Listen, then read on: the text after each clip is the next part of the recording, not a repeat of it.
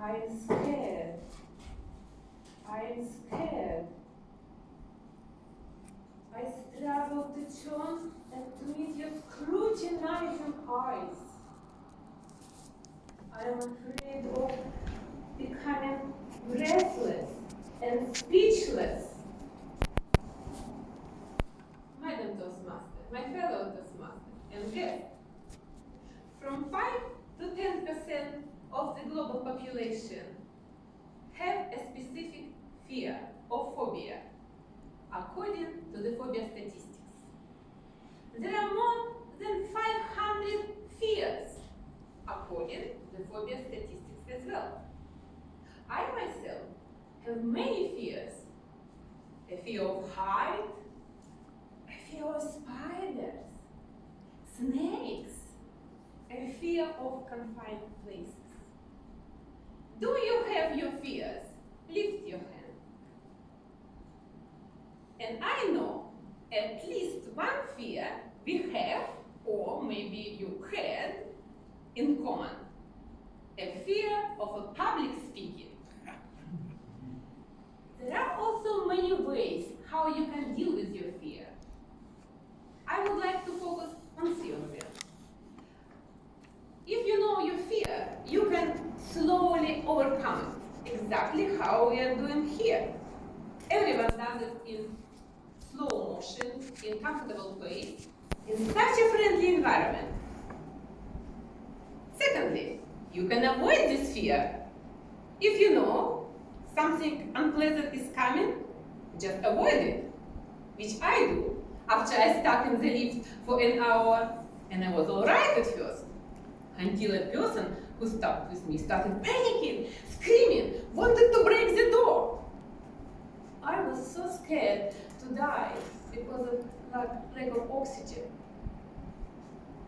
But if you don't know that you have to face a fear, if it happens suddenly, you're not prepared, how you could deal with this? You will find an answer at the end of my next story. Last Christmas, I spent in Honolulu, Hawaii, with my 11-year-old granddaughter, Veronica. I thought it would be safe for me to go there. We will do shopping, dining, some short excursions. And it was exactly how I imagined, until she asked me to do snorkeling. Does anyone enjoy snorkeling? Well, I am not in your team, sorry. I was able to avoid these activities in a few occasions because I am so scared to lose the control about my surroundings, with the face down into the water, and also how to breathe. Of course, I could tell her, no way. But I always encourage her to try new things, so I could not. After a conversation with an agency, I thought it would be safe for me to do. We will go somewhere in a shallow water, she will do snorkeling, and I will just walk in and enjoy the scenery. I was terribly mistaken. As after a short instruction, a demonstration how to put mask on your face and this horrible plastic tube in your mouth, trying to breathe, the captain said, all right, and now a real fun is going to begin. What? We are going to the deep blue ocean to swim with the dolphins. Dolphins? The fear started growing inside me equally. The distance from the shore had been grown. The crew member spotted a pod, probably 100 dolphins. And the captain screamed, quickly, quickly, jump, all of you, into the water. And people, they started jumping one by one, one by one. I was paralyzed with my fear. I was staring at this dark, deep blue world of uncertainty. And a million thoughts crossed my mind at that moment.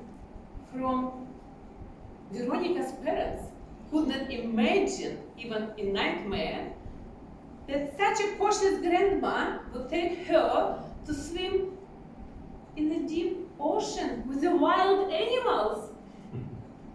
True, a sea monster is already watching me from this underneath the water and thinking which from my scrumptious legs to cut at first. Only 2 of us left on the boat. And then I heard Veronica's voice. She said, "Give me your hand and we will do it together." In a moment of a few minutes, I was relaxed and really enjoying being among this natural beauty. What I have learned from this experience, even though we can overcome our fear slowly in a friendly environment, or to avoid this fear, the simple phrase, "Give me your hand and we will do it together," can change the world around you. I can tell this to someone who is in the need. Give me your hand. Let's do it together. You can do it as well. We can pronounce it together. Give me your hand. Let's do it together. Back to Madame Toastmaster.